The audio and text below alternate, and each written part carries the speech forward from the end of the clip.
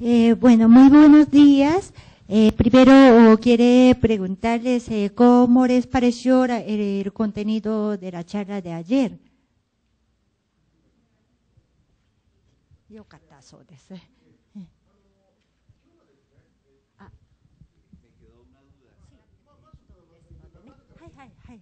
Bueno, eh, como hemos explicado ayer, el señor Toyoda, bueno, como aparece aquí, falleció en 1952, pero 2 años antes, en 1950, tuvo que retirarse del puesto de presidente de Toyota. Entonces, asumiendo la responsabilidad de haber hecho un corte del personal grande.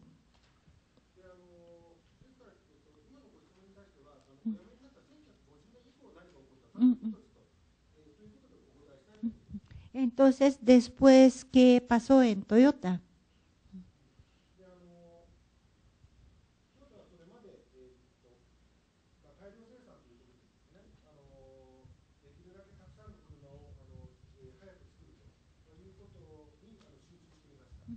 Y hasta 1950, estilo de producción de Toyota era producción masiva, o sea, cuanto más cantidad, esa cantidad en el menor tiempo posible.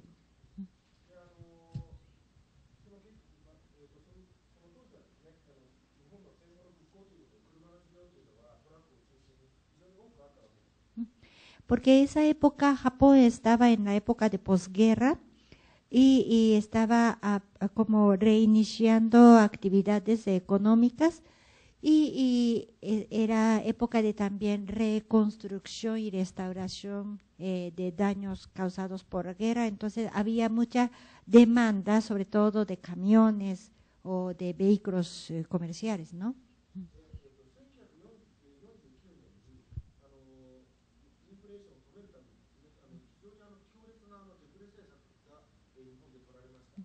Y entonces, después de la terminación de la guerra, vino una época fuerte de inflación, casi hiperinflación, y en el año 1949, el gobierno tomó una política para detener esa tendencia de hiperinflación. Y ahí viene entonces, de repente, deflación.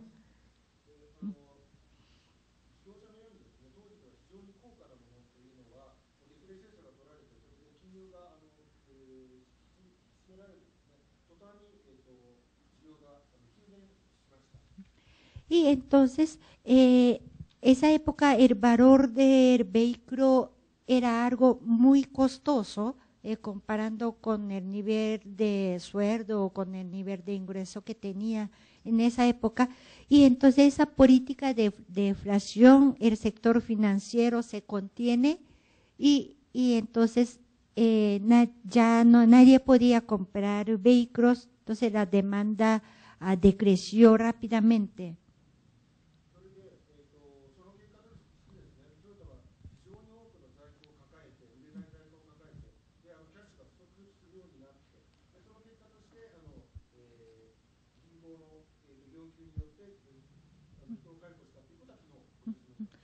Por eso, como explicamos ayer, por ese cambio de la coyuntura, Toyota de repente se quedó con, como seguía esa producción masiva, se quedó de repente con ese inventario gigantesco y faltaba ya flujo de caja y tuvo que acudir a la ayuda de los bancos y entonces tuvo que también aceptar la condición que pusieron los bancos.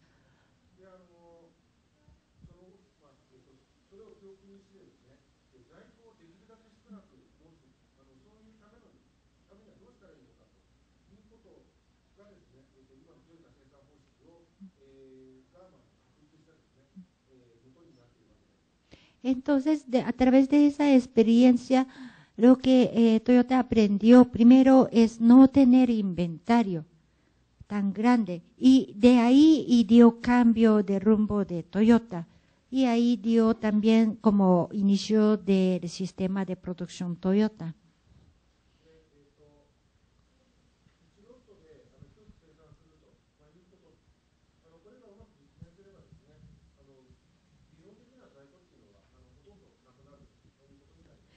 Porque teóricamente si se puede lograr a crear un lote de un vehículo, ya no hay inventario.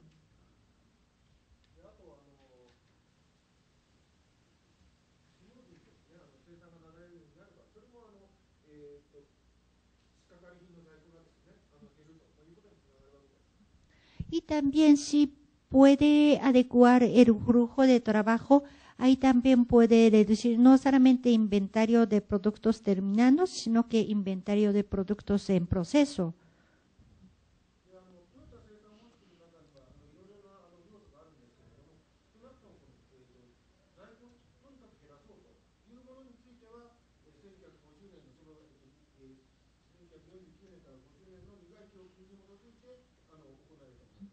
Y entonces ahora en el sistema de producción Toyota hay muchos componentes, pero primer componente o casi la causa o la razón por la que dio el inicio del sistema de producción Toyota, ese concepto era esa amarga experiencia. Entonces comienzo fue intento para reducir inventario.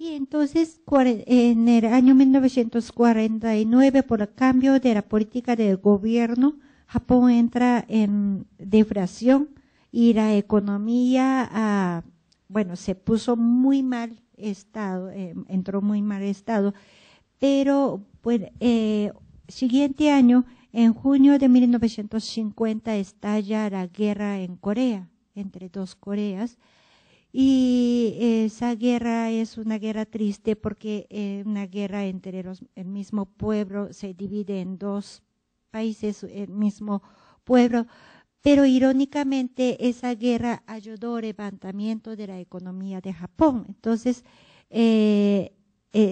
como entrando en la segunda mitad de los 50, a la economía de Japón empieza como a levantarse.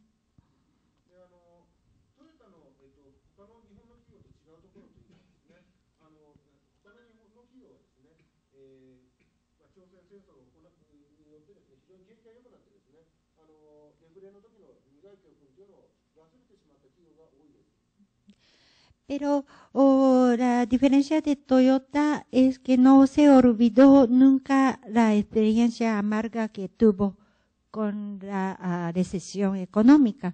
Y muchas empresas se olvidaron de eso y cuando comenzó a gozarse de nuevamente estado o buen crecimiento de economía, volvieron al sistema de producción anterior, pero Toyota no se olvidó de eso.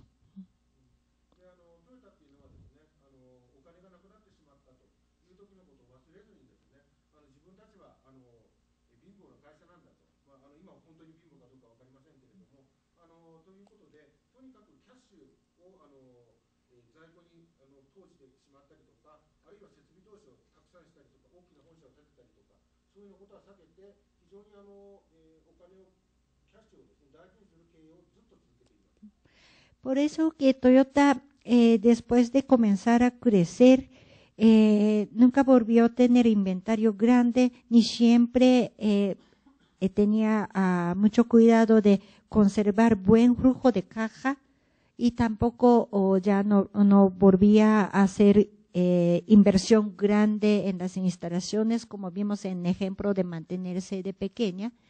Y allí, y siempre como hacían las cosas con mucha prudencia, daba importancia de mantener flujo de caja suficiente.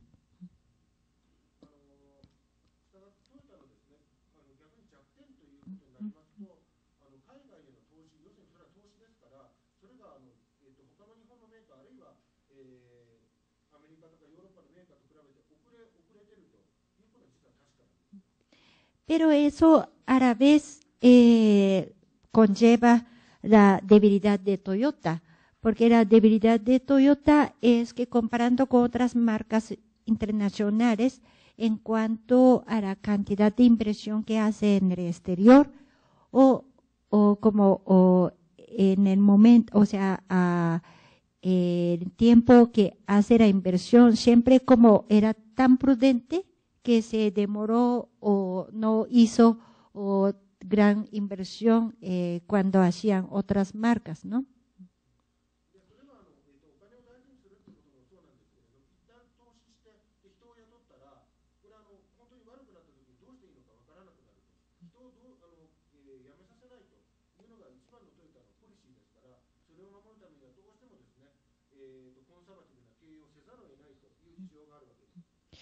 Porque sí, sobre todo cuando hacen una inversión grande en el exterior y crean fábricas, entonces mientras va bien, bien, pero la política fuerte de Toyota es no hacer recorte del personal. Entonces, si fracasa o si no puede obtener crecimiento tal como se esperaba, entonces ahí y tiene que tomar decisiones contra de la política. Y entonces por eso, por insistir mucho en conservar esa política, por un lado es muy conservador y bastante prudente.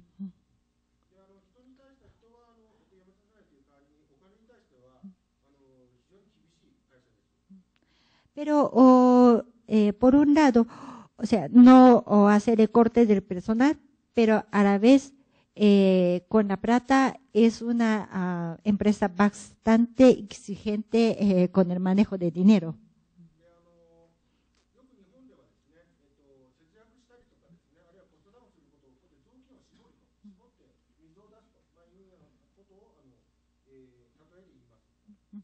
Y en caso de Japón, refiriéndose a hacer ahorro, nosotros decimos escurrir trapo.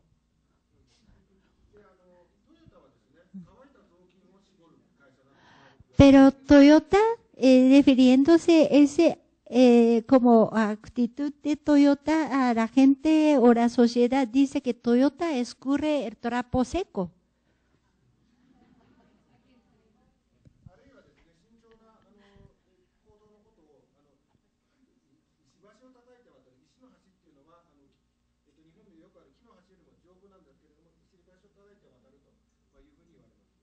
Y también, bueno, hay una frase de Japón que refiriéndose a la actitud muy prudente de la gente, esa persona antes de cruzar puente de piedra golpea el puente a ver que no se caiga, ¿no?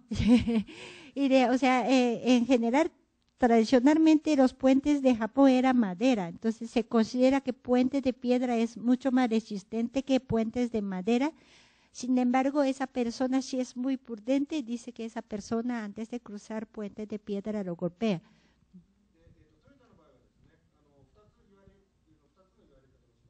Y,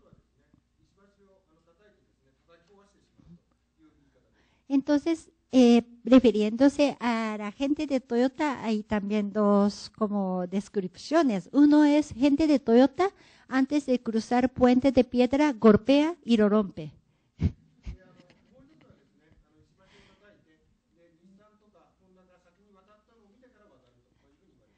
Y otra manera es que Toyota golpea puente de piedra antes de cruzar y primero no lo cruza él mismo, sino que deja cruzar Nissan o de Honda, otras marcas, después de asegurar la seguridad, cruza.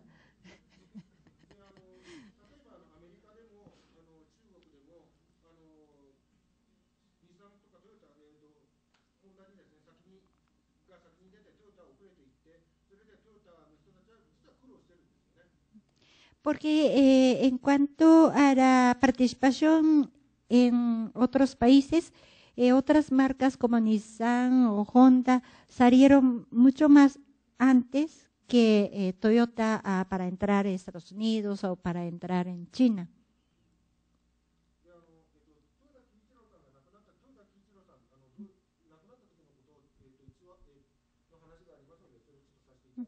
Y también, bueno, es una historia verdadera que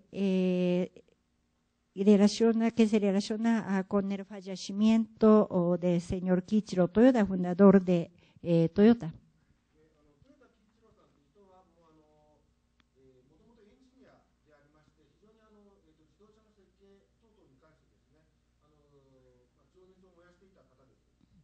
El señor Kiichiro Toyota era ingeniero y le gustaba mucho diseñar vehículos.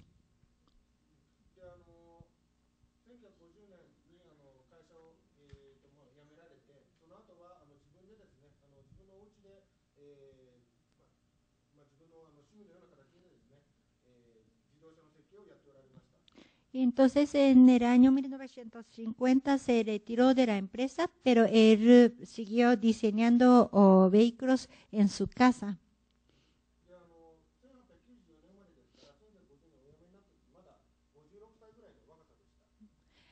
Cuando se retiró de la empresa, todavía era joven, ¿no? O tenía apenas 56 años.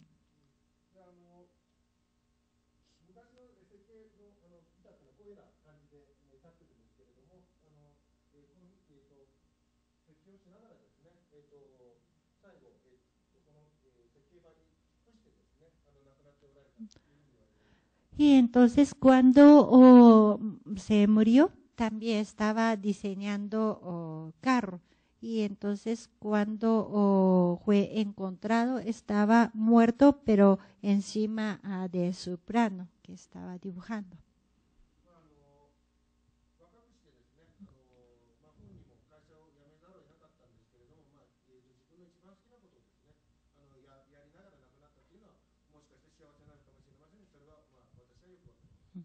Bueno, entonces, todos modos, era una persona apasionado de vehículo y lastimosamente tuvo que retirarse siendo todavía muy joven.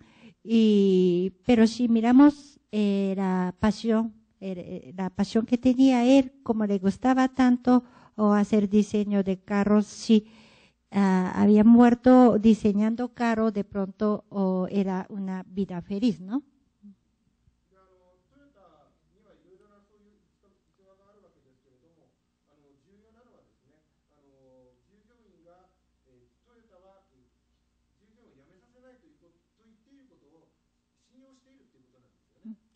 Bueno, así y en la larga historia de Toyota hay muchas anécdotas, pero lo importante es que a través de esas anécdotas, cada trabajador de Toyota sabe bien la política de la empresa. Ellos confían que la empresa no va a hacer recorte de persona.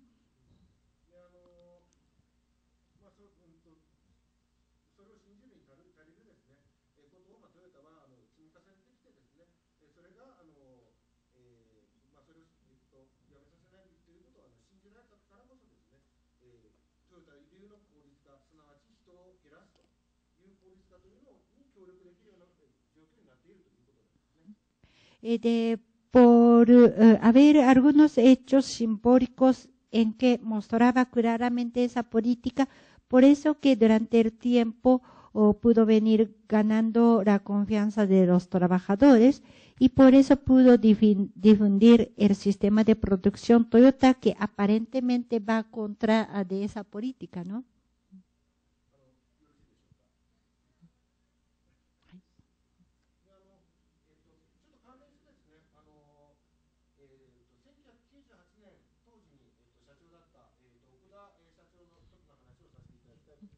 Entonces, en relación con esto, queremos también presentarle una anécdota que tenía el señor Hiroshi Okuda.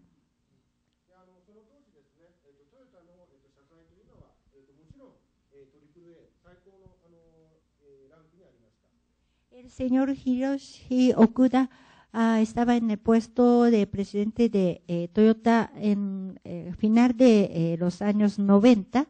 Y esa época el valor o el precio de bonos corporativos de Toyota estaba muy alto.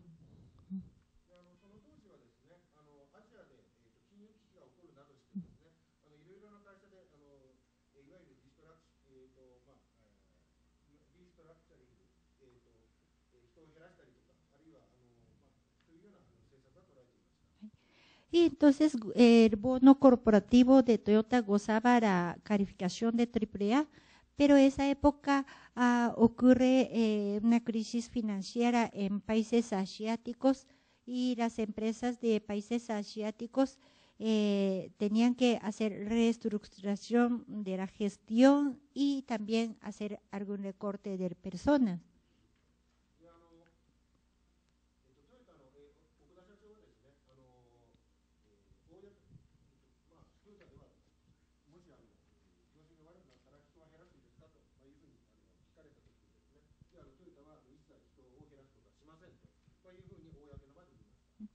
En esa época y en esa coyuntura, en un espacio oficial, el señor Hiroshi Okuda, a alguien le preguntó que Toyota también va a tomar la política de reestructuración de la empresa y va a hacer recorte del personal o no. Entonces, señor Okuda dijo claramente que Toyota no va a hacer recorte del personal.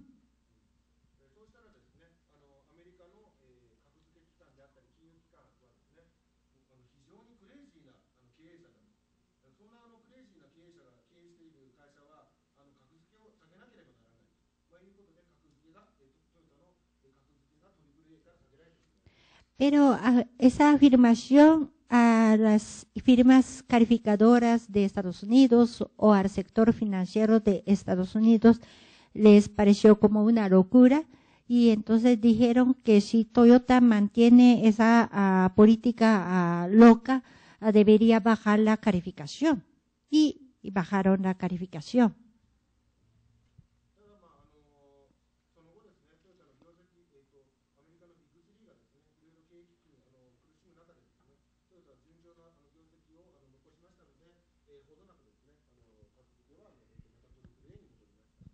Pero después, cuando las tres grandes de Estados Unidos empezaron a tener problemas o empezaron a entrar en la recesión, Toyota registraba un crecimiento sostenible y estable y por tanto después de unos años pudo recuperar la calificación de AAA.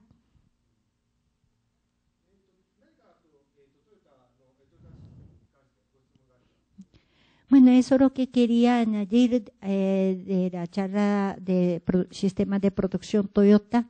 Y no sé si alguien tiene alguna pregunta hasta aquí o sobre el sistema de producción Toyota. ¿Está bien?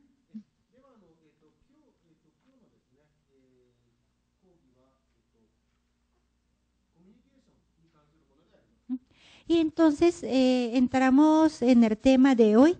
El tema de hoy es la comunicación.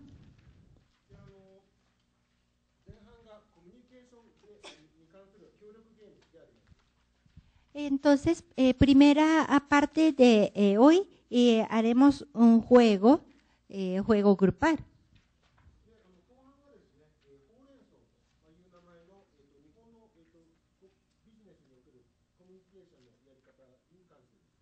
Y en la segunda parte de hoy hará una charla sobre una técnica de comunicación japonesa llamada Horenso.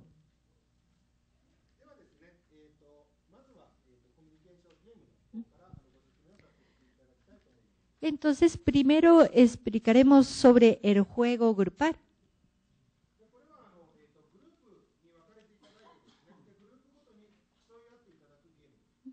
Eso, primero ustedes se dividen en varios grupos y hay que competir entre diferentes grupos.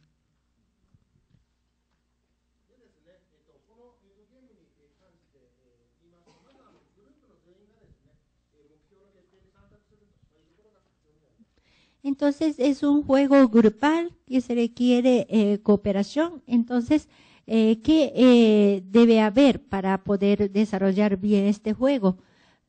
Primero se requiere la participación de todos los integrantes del grupo en la definición de la meta.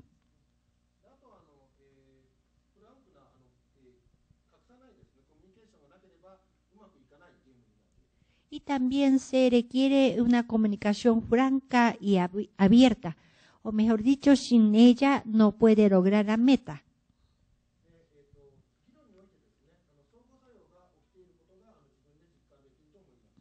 Y también participando en el juego o puede entender cuál es la interacción en la discusión.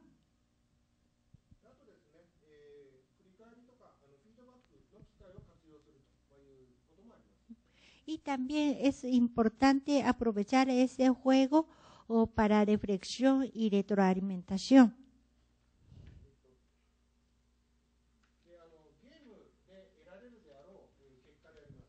Y entonces, ¿cuáles son los resultados esperados?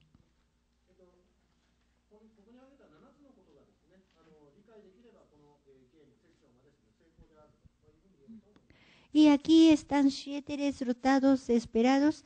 Si pueden obtener esos resultados, podemos decir que el juego se desarrolló exitosamente.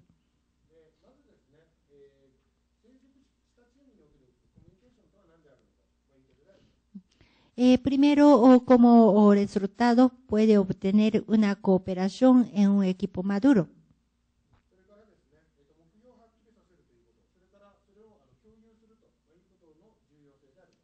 Y también puede reconocer la importancia de definir claramente la meta y los objetivos y reconocerlo en común.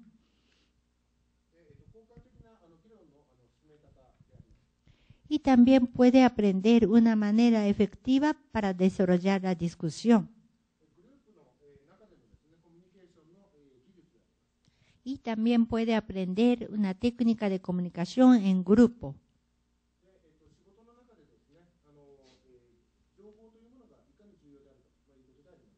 Y también nuevamente podrá reconocer la importancia de la información en el trabajo.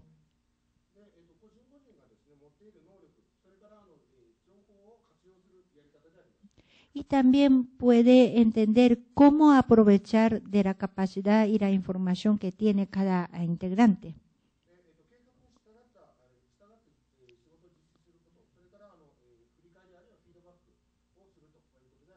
Y también puede aprender a desarrollar el trabajo según lo planeado y necesidad de reflexión y retroalimentación.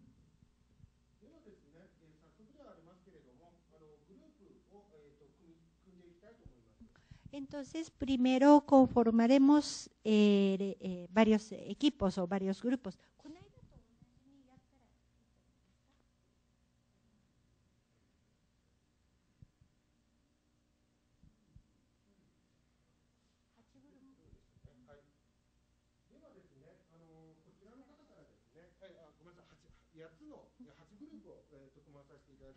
Entonces hoy podemos generar 8 grupos.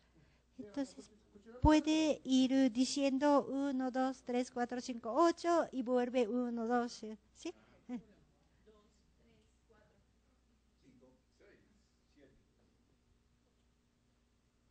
1.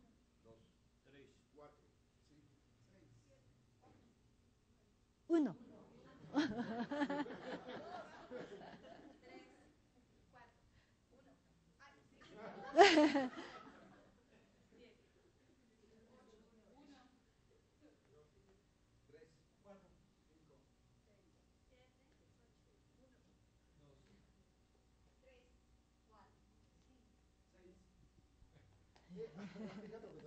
Gracias. この席をこうやって後ろに回してもらうのがいいですよね。だからこの辺に1グループですかね。ちょっと互い違いにしましょうか。そうですね。Uno. Entonces, grupo 1, voltear estas sillas y más o menos aquí, ¿sí? Dos. Y 2 para allá, ¿sí? No estar tan cerquita. 2 allí, 3 para acá y 4 por ahí, sí. Igualmente, こっちあ、5、6、7、8。大丈夫ですよ。5、6、7、8。5, 5, 6, 7 y 8.